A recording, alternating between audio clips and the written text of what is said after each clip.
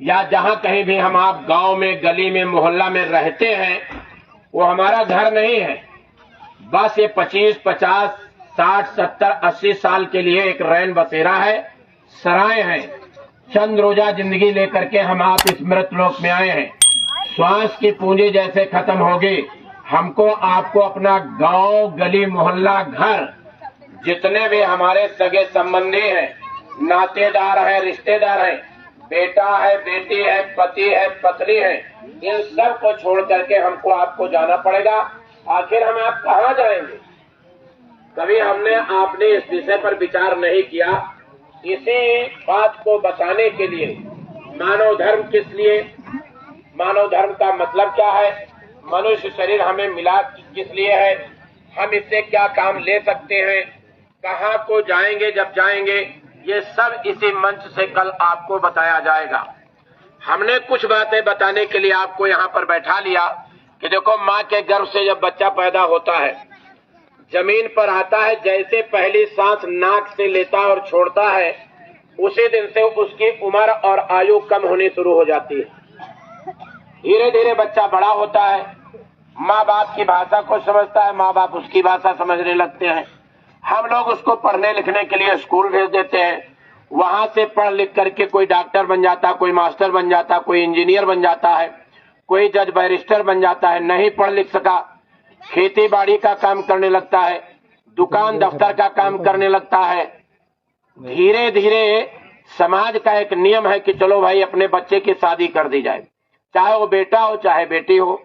बाल बच्चे होने लगे, परिवार बढ़ने लगा। मैं और मोर तोड़ तय माया, और जेहिबस कीन्हे जीव निकाया, ये तेरा है ये मेरा है, इसी में हम आप उलझे फंसे रहे।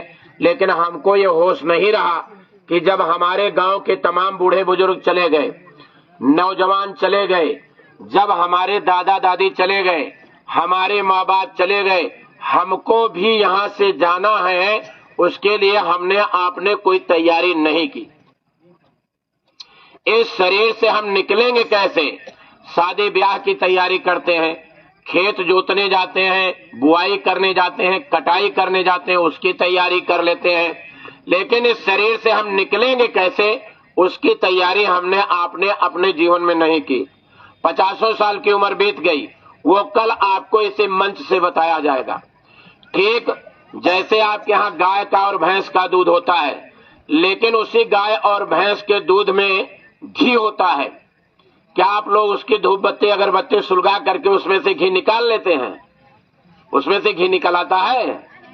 अगर मान लो अगरबत्ती सुलगाई जाए, उसकी आरती उतारी जाए घी दूध की, तो उसमें से घी निकल आएगा?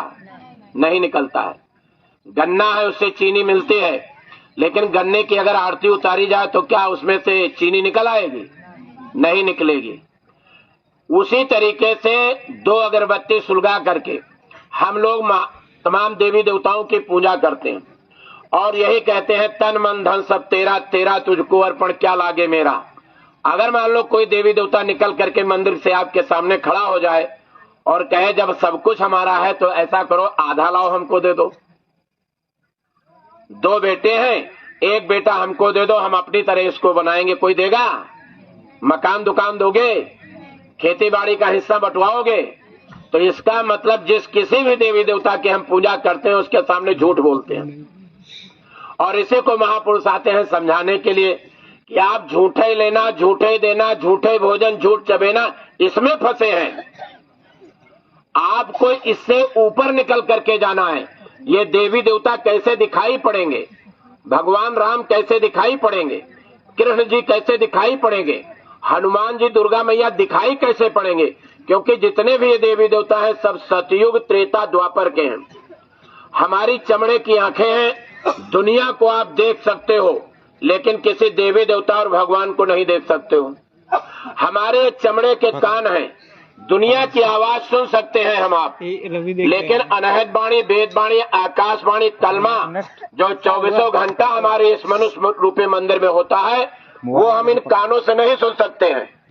नाक है, दुनिया की किसी भी वस्तु को आप सूंघ करके उसकी पहचान कर सकते हो, लेकिन आप स्वर्गलोक, वैकुंठलोक, शक्तिलोक की या अपने घर की खुशबू लेकर के नहीं पहचान सकते हो। इसके लिए महापुरुषों ने कहा दोनों आंखों के मध्यभाग यही जीवात्मा बैठी हुई है। इसके अंदर एक नाक है, एक आंख है, एक कान है। हम आप आज यहां बैठे हैं, हमारे घर गृहस्थी है, हमारे बाल बच्चे हैं, हमारा मकान दुकान है, लेकिन जो कुछ भी उम्र हमारी यहां है उससे पहले हम कहीं न कहीं थे। बाल बच्चे थे, मकान दुकान थे, घर गृहस्थी थे, सब छोड़ करके आज यहां बैठे हैं और इन 50 साल में हमको पीछे का कुछ याद नहीं है। किसी को याद है पीछे का कुछ? याद कुछ नहीं याद है। ठीक इसी तरीके से जब इसको छोड़ करके हम कहीं आगे जाएंगे तो हम फिर एक नई गृहस्थी बसाएंगे, फिर एक साम्राज्य स्थापित करेंगे। जैसे हमको आज पीछे का अपना जीवन नहीं याद है, वैसे उस समय ये जीवन नहीं याद रहेगा। और इसी को महात्माओं ने लिखा अपनी किताबों और धर्म ग्रंथों में कि सुत वित्त नारी भवन परिवारा हो जाए जग 12 अनेकों बार पैदा हुए, अनेकों बार इस संसार से चले गए। अच्छे बुरे कर्मों का पर्दा यहीं पर जमा हो गया। इसलिए महापुरुष आपके बीच में आवाज लगवा रहे हैं। बुलाने गए लोग, कहने के लिए गए कि भाई चलो कल सत्संग है, आज पूज्य महाराज जी आ रहे हैं, उनकी अगवानी और उनके स्वागत में आप लोग यहाँ पर आइए, थोड़ा सा समय दीजिए। आप लोग यहाँ पधार करके आए हैं। कोई देखिए आपके बिहार का है, कोई मध्य प्रदेश का है, बहुत से लोग यूपी के हैं, बहुत से लोग राजस्थान के हैं। तमाम ऐसे लोग अपनी गाड़ियों को ले करके आप लोगों के बीच में डीजल पेट्रोल का खर्चा करके, युवा संगत के तमाम सारे छात्र हैं जो तमाम सारी आप जैसी माताओं बहनों के ही बेटे हैं, समय निकाल करके आपके बीच में आए हैं ये कहने के लिए, समझाने बताने के लिए कि इस मानव जीवन के उद्देश्यों को समझो। माँ के गर्भ में वादा करके आए हो, अब प्रभु कृपा करो यही भांति और सब तज भजन करब दिन राती। यहाँ आकर के दुनिया की भोग विलासता में उलझ गए। भजन करने का तौर तरीका हमने आपने किसी से सीखा नहीं। अब हमारे अंदर ना सतयुग की ताकत है, ना त्रेता की ताकत है, ना द्वापर की ताकत है। हम चाहते हैं सतयुग त्रेता द्वापर के लोग दिखाई पड़े, तो महापुरुषों ने साफ लिखा है कृतयुग त्रेता द्वापर पूंजा मख और जोग, जो गति होए सो कलिहरि, नाम से पावे लोग। नाम दान मिलेगा, उसकी साधना करोगे तब इस परमात्मा का दर्शन और दीदार होगा। कहीं ठंडे गर्म पानी में गोता नहीं लगाना, कहीं आपको कपड़ा नहीं बदलना, कहीं आपको कुटिया नहीं छवानी है। 24 घंटे में से 22 घंटा दुनिया का काम करिए, खेती का काम, दुकान का काम, दफ्तर का काम, बाल बच्चों की सेवा, पढ़ाओ लिखाओ, डॉक्टर मास्टर इंजीनियर बनाओ। लेकिन 2 घंटे का समय, 1 घंटा सुबह 1 घंटा शाम का समय निकालो, एकांत में बैठो, इसी मनुष्य रूपी मंदिर में दीन बन करके उस दीनानाथ को इस आत्मा से आवाज दो। उसका तरीका बताएंगे महाराज जी कल 11 बजे के बाद से यहाँ प्रार्थना शुरू होगी और उसके बाद पूज्य महाराज जी इसी मंच पर बैठेंगे। मानवता का, इंसानियत का, अच्छे समाज निर्माण का, बच्चों के अंदर कैसे संस्कार हो, हमारा रहन सहन कैसा हो, हमारी बोली भाषा कैसी हो, ये सब सत्संग में बताया जाएगा। साथ ही साथ हमको परमात्मा मिले कैसे, देवी देवताओं के दर्शन कैसे करें, स्वर्ग और वैकुंठ जैसे मीराबाई, सहजोबाई, दयाबाई, कबीर साहब, नानक जी, पलटू साहब, गोस्वामी जी महाराज ने इसी मृतलोक में बैठ करके साधना करके उस जलवे को देखा, किताबों में लिख दिया। उसी तरीके से यहाँ से बैठ करके आप उस घर को देखेंगे। और साथ ही साथ महापुरुषों ने कहा, कहाँ गुरु जी वह घर चलो जहाँ काल ना जाए, जहाँ जन्म मरण की पीड़ा नहीं है। हम आप वहाँ के रहने वाले हैं, इसलिए गुरु धोबी और शिष्य कपड़ा और साबुन सृजनहार और सूरज शिला पर धोइए निकसे रंग अपार। हम छत्तीसगढ़ के कई घरों में गए, जाने का सौभाग्य मिला। कहीं सत्संग करने जाते हैं, कहीं कोई बुलाता है। हमने छत्तीसगढ़ की कलाकारी और सफाई और मतलब कच्चे घरों की इतनी सुंदरता कहीं नहीं देखी है, कहीं नहीं देखी है। लेकिन मैं एक चीज आपसे पूछना चाहता हूँ कि आप लोग निश्चित है हफ्ते में 1 आध बार पुताई करते होंगे, रोज झाड़ू लगाते होंगे। मान लो 15 दिन के लिए आप पूरा परिवार उठ करके कहीं चले जाएं, घर में झाड़ू ना लगे, तो क्या लौट करके आए जब वहां से तो घर में बिना झाड़ू लगाए वहां रह जाते हैं? क्यों लगाते हैं? सामान पहले रख देते हैं, झाड़ू लगाते हैं। अच्छा चलो मान लो घर में रह ही रहे हैं और हफ्ता 15 दिन झाड़ू ना लगाएं, तब घर की स्थिति कैसी होगी? गंदगी हो जाएगी कि नहीं हो जाएगी? कीड़े घूमने लगेंगे, मकड़ी जाला लगा लेगी। उसी तरीके से ये जीवात्मा यहाँ पर बैठी है। हमने बैठ करके कभी यहाँ पर झाड़ू नहीं लगाया कि अच्छे बुरे कर्मों की सफाई हो जाए। ये जीवात्मा बैठी है।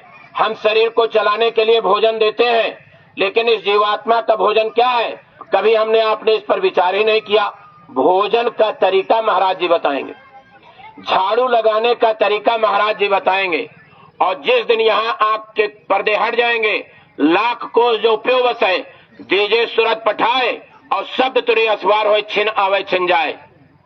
शब्द बिना सूरत आंधरी और कहो कहाँ को जाए और द्वार न पावे मुक्त का, फिर भटका खाए जन्म मरण की पीड़ा से हम आप बच नहीं पाएंगे। इसलिए शब्द दो तरीके के होते हैं। मैं बोल रहा हूं, कोई भी इसको लिख करके पढ़ सकता है, लेकिन यहाँ घंटा और शंख बजाया जाए, ना आप उसको लिख सकते हैं ना पढ़ सकते हैं। और यही अनहद वाणी, वेद वाणी, आकाशवाणी, पांचों नौबत बातें हो 3600 राग और 100 मंदिर खाली पड़ा बैठन लगा काग, 24 घंटा इसी मनुष्य रूपी मंदिर में हो रही है। महाराज जी क्यों आए इस सर्दी में? कभी सोचिए। सैकड़ों किलोमीटर की दूरी से दौड़ करके क्यों आए हैं? संत मही विचरत के हेतु जड़ जीवन को कर सचेतु। आगे का समय खराब आने जा रहा है, इतना खराब आने जा रहा है जैसे 2-2.5 साल पहले एक बीमारी आई थी, छोटी सी बीमारी आई थी। कौन सी बीमारी आई थी? हैं?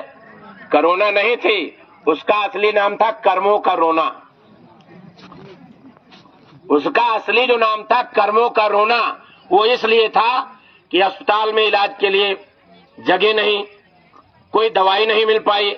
और भारत ही नहीं, पूरे हिंदुस्तान के मुल्क परेशान हो गए उस बीमारी से। और आदमी आदमी से डरने लगा। ना जानवर से डर लगता था, ना किसी परिंदे से डर लगता था, आदमी से आदमी डरता था। और सरकार ने एक सोशल डिस्टेंसिंग का नारा चलाया कि पति पत्नी घर में रहते हो लेकिन 6 फुट की दूरी पर रहो। क्यों? कहीं पत्नी की बीमारी पति में न चली जाए और पति की बीमारी पत्नी में न चली जाए। ऑक्सीजन न मिल पाने के कारण लोग भागते रहे सड़कों पर, न मालूम कितनी मौतें हो गई। दुनिया की दौलत से उस समय हम उस बीमारी का मुकाबला नहीं कर पाए। अरबपति लोग थे, खरबपति लोग थे, लोगों के घर में सोने चांदी की कमी नहीं थी।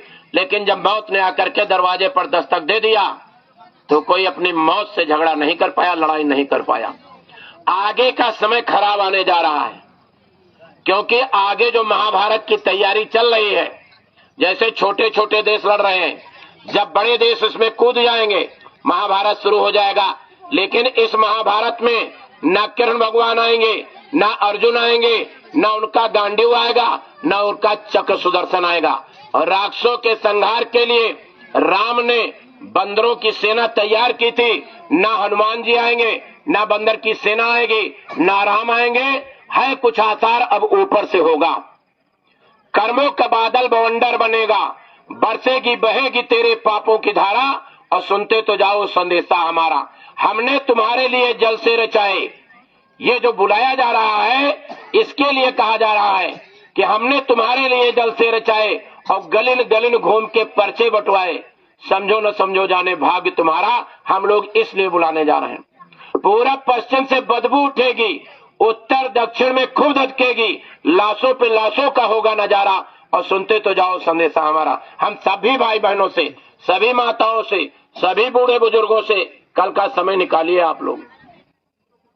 हम तो कल होने वाले सत्संग के विषय में आपको बैठा लिए हैं। कल का आप लोग समय निकालिए। आपका कोई नातेदार है, कोई रिश्तेदार है, कोई सगा संबंधी है, कोई आपका अड़ोसी पड़ोसी है, सबको सूचना दीजिए कि आइए मानव धर्म की स्थापना के लिए, अच्छे संस्कार के लिए, बोली भाषा के लिए, अध्यात्मवाद का वो जन जागरण होने जा रहा है। वो रास्ता मिलने जा रहा है। जब अपने अंदर धसेंगे, अपने आप को पहचान करके हम उस परमात्मा को भी पहचान लेंगे। वो दौलत मिलने जा रही है। कल पूज्य महाराज जी देंगे। इन सबको बुला लीजिए, जिससे आपका दोस्ती का, मित्रता का, सगेपन का, बेटी ब्याही है, बेटा ब्याहा है, सबसे संपर्क करिए और बुला लीजिए। ज्यादा नहीं, 2-2.5 घंटे का ये सत्संग कार्यक्रम इसी मंच से चलेगा। और उसके बाद पूज्य महाराज जी इसी मंच के नीचे उतर करके जितनी माताएं बहनें हैं, ये छोटे छोटे बच्चे हैं, सबसे पहले उनसे मिलेंगे। और उसके बाद जितने हमारे भाई लोग हैं, बूढ़े बुजुर्ग लोग हैं, बाद में उनसे मिलेंगे। थोड़ा समय आपको देना पड़ेगा। कोई ये नहीं कह सकता इस पंडाल के नीचे आया हुआ कि हमसे महाराज जी मिले नहीं हैं। सबसे मिलेंगे और आप लोग अपने समय का योगदान दीजिए। और नहीं तो समय चूक पुण्य का पछताने, और का वर्षा जब चिड़िया सुखाने, का वर्षा जब कृषि सुखाने। चिड़िया ऐसे उड़ जाएगी, बाद में जैसे रोटी की जरूरत पड़ती है भूखे को, आप महात्माओं को ढूंढोगे, हो सकते महात्मा न मिले। आपको जैसे प्यासे आदमी को पानी की जरूरत पड़ती है, उसी तरीके से आप खोजने की कोशिश करोगे, हो सकता है महात्मा न मिले, सत्संग न मिले, रास्ता बताने वाला कोई न मिले। इसलिए बाबा जी ने कहा, चंडी एक देवता है, एक हाथ में मसाल है, एक हाथ में तलवार है, लेकर के पूरे विश्व का भ्रमण कर रही है। पहले धन खत्म करेगी, फिर अन्न खत्म करेगी, फिर किसी के सिर पर बैठ जाएगी और चारों तरफ झगड़ा शुरू हो जाएगा। इसलिए कल जब नामदान मिल जाए, रास्ता मिल जाए, घर में समय निकाल करके और बैठ करके एकांत में अपनी आत्मा से परमात्मा का जब भजन करेंगे, खेती बाड़ी के काम में बरकत, दुकान दफ्तर के पैसे में बरकत, नौकरी चाकरी के पैसे में बरकत। जब आप इस काम को करोगे, आना 2 आना 4 आना, हारी बीमारी में लाभ मिलेगा। इसलिए हम अपनी बात को यहीं पर समाप्त करते हैं। निवेदन ये करते हैं कि आप सब लोग थोड़ी सी मेहनत करके अपने सभी जानकारों को बुला करके कल सत्संग में लाइए। एक बात। दूसरी बात, अभी एक बाबा जय गुरुदेव जी महाराज की वो गाड़ी है जिसमें चला करते थे, उनके चरण पादुका रखी है, दया दुआ की किरणें उसमें से निकलती हैं। आप लोग लाइन लगा के, महिलाएं एक तरफ और पुरुष लोग बाद में चले जाएंगे, लाइन लगा करके दर्शन कर लीजिए। अब एक चलते चलाते बात आपको बताए दे रहा हूं। देखिए कि प्लेटफार्म है, हर आदमी मुसाफिर के तौर पर अपना बुरिया बिस्तरा लिए खड़ा है। प्लेटफार्म पर जिसकी ट्रेन आती है पकड़ करके चला जाता है। हमारी आपकी भी जब ट्रेन आएगी तो हम बैठेंगे और जहां प्लेटफार्म आएगा हम लोग उतरेंगे। उतरोगे या नहीं उतरोगे? उतरेंगे ना। उतरने से पहले तैयारी करोगे, बुरिया कहाँ है, बिस्तरा कहाँ है, अटैची कहाँ है, मोबाइल कहाँ है, चार्जर कहाँ है। बेटा बेटी से कहोगे तैयार हो जाओ, पत्नी से कहोगे तैयार हो, जा करके गेट पर पहुंच जाओगे। प्लेटफार्म पर जैसे ट्रेन रुकेगी हम आप उतर जाएंगे। ये मानव जीवन दौड़ती हुई ट्रेन है, बैठी हुई जीवात्मा मुसाफिर है, श्वास रूपी किराया दे रही है। इसके उतरने की कौन सी तैयारी की आप लोगों ने? इतना जीवन बीत गया है, इसी माया रूपी संसार में फंसे हैं और कोई बताने वाला मिला नहीं। तो पूज्य महाराज जी बताएंगे, इस संसार में कोई किसी का नहीं है। कभी छोड़ तू जाएगा, कभी छोड़े जाएंगे। इस नाशवान दुनिया का आधार रहेगा कितने दिन, इस तन में तड़पते सांसों का यह तार रहेगा कितने दिन। धनमाल कमाया भी तूने, संसार बसाया भी तूने, तू खाली हाथ हो जाएगा। अच्छे बुरे कर्मों की केवल गठरी जाएगी। इन 2 आंखों से दिखाई पड़ने वाली कोई भी वस्तु हमारे साथ लोग ले नहीं जाने देंगे और जीवात्मा धर्मराज की अदालत में हाजिर कर दी जाएगी। अच्छे बुरे कर्मों की सजा मिल जाएगी। बुरा कर्म किए हो नरक मिलेगा, अच्छा कर्म किए हो स्वर्ग मिलेगा। लेकिन महापुरुषों ने कहा, यह तन कर फल विषय भाई और स्वर्ग अंतकाल दुखदाई, लौट करके इसी मृतलोक में आना पड़ेगा। तो ना जाने कौन से पुण्य प्रगटे मिला मानुष अवतार, बढ़त पल पल घटत छिन छिन जात न लागे वार। इस मानव जीवन को सफल बनानो, मानव जीवन के उद्देश्य को समझ लो, और नहीं तो ऐसे ही जीवन ये चला जा रहा है, ऐसे ही चला जाएगा। एक राजा रानी रहते थे, छोटी सी कहानी है ये। राजा को सभी पशु पक्षी परिंदों की भाषा मालूम थी। रानी को एक बार बैठा करके रथ पर कहने लगे, चलो तुमको घुमा के लाते हैं। घूमते समय तमाम तरीके के राजा रानी ने जानवरों को देखा। अचानक हिरण का झुंड जब दिखाई पड़ा तो रानी मचल गई, कहने लगी, इसमें से एक हिरण मार करके हमको दे दीजिए, हम उसकी चमड़ी निकलवा करके उसमें भूसा भरवा करके और अपनी बैठक में उसको रखेंगे, ताकि लोग देखेंगे तो प्रसन्नता होगी लोगों के अंदर। राजा ने समझाने का प्रयास किया, जैसे अपने बेटा बेटी को तकलीफ होती है। अपने पैर में, हाथ में, पेट में कहीं भी चोट लग जाए, तकलीफ होती, हम लोग चिल्लाते हैं, दवा दुआ करते हैं। वैसे जानवरों में भी चोट लगती है और तकलीफ होती है, चीखते चिल्लाते हैं। बस यह उनकी भाषा न समझ पाने के कारण हम लोग उनको मार देते हैं। तो रानी जिद पर आ गई। अब घर की अगर घरवाली जिद पर आ जाए तो आदमी चाहे जितने दांव पे चलाए, घर को सुधार नहीं सकता है जब तक घरवाली की मांग न पूरी करे। ऐसा कुछ है कि नहीं है? सही है ना? लोग भुगते पड़े हैं, इसीलिए कह रहे नहीं सही है। अब गृहस्थी बिगड़ने के चक्कर में राजा ने सोचा गृहस्थी भी चलानी, राजपाट भी चलाना है। एक बाण निकाल करके हिरण को मार दिया। हिरण गिर गया, उठा और भाग लिया। जा करके जंगल में एक कंदरा के पीछे छुप गया। थोड़ी देर में राजा भी पहुंच गए। अब हिरण बड़ी दयनीय स्थिति में राजा की तरफ देखने लगा। अब आप लोग ध्यान से सुनिए, समझिए। राजा से पूछा, राजन यहां तक पहुंचे कैसे? तो राजा ने कहा, जहां मैंने मारा था वहां से यहां तक खून की बूंदें पड़ी हैं। कहा, राजन जो हमारी धमनियों में अभी तक खून दौड़ रहा था, जब उसने हमारा साथ नहीं दिया तो जा करके रानी से पूछ लेना, क्या वो साथ तुम्हारा देंगे? चलो हमको मार करके ले चलोगे, लेकिन रानी से पूछ लेना इस जघन्य अपराध की क्या वो पाप की भागीदार बनेंगी? राजा गर्दन झुका करके सीधे अपने रथ पर चला आया। हमारे आपके अंदर बैठी हुई आत्मा जब निकलेगी तो सुंदर सलोना ये शरीर भी हमारा आपका साथ नहीं देगा। इन्हीं शब्दों के साथ हम अपनी बात को खत्म करते हैं। आप लोग कल आइए, समय पर आइए। अच्छा, अब ये बताओ, हमारी कुछ मजदूरी मिलेगी कि नहीं मिलेगी? अरे भाई, मेहनत किया है हमने। अब आप ताली बजा के दोगे तो हमारी मजदूरी तो ऐसे रह जाएगी। देखिए, हमारी मजदूरी यही है, कल आप लोग समय पर यहाँ आ जाएं। यह हमारी मजदूरी है। दूसरी चीज, आप लोग इतनी संख्या में बैठे हो, आप लोग पहले, मैं देखिए जय गुरुदेव के नाम का उद्घोष करूंगा। यह नाम को जगाया गया है, विस्तार से महाराज जी कल बताएंगे, ज्यादा हमें बताने की जरूरत नहीं। पहले मैं बोलूंगा, बाद में आप लोग बोलेंगे, तब देखूंगा भाई छत्तीसगढ़ में लोग कितनी ताकत लगा के बोलते हैं। वैसे झगड़ा करते हैं दो लोग तो गांव पूरा इकट्ठा हो जाता है। अब बोलते कितने जोर से आप लोग देख लीजिए। पहले मैं बोल लूंगा तभी बोलना। जय गुरुदेव। भाई 98 भर ताकत लगी है अभी। एक ही बार लगाई है अवल, लेकिन 98 भर लगी है। कल पूरा रुपया करना है। और आप देखिए, महाराज स्वामी जी महाराज, बाबा जय गुरुदेव जी महाराज इसी गाड़ी में चलते थे। इसका दरवाजा खुल गया है, लाइन लगा करके दर्शन कर ले। और नाश्ता, जितने भी लोग इस स्वागत में आए हैं, गेट के पास नाश्ता है। महिलाएं और बच्चे एक तरफ लाइन लगा लेंगे और पुरुष लोग एक तरफ लाइन लगा लेंगे। यह हमारे लोगों की तरफ से, संगत जो यहाँ रायबरेली की संगत लगी है उसकी तरफ से नाश्ते की व्यवस्था की गई है। तो आप लोग उस नाश्ते को करके तब अपने अपने घरों को जाएंगे।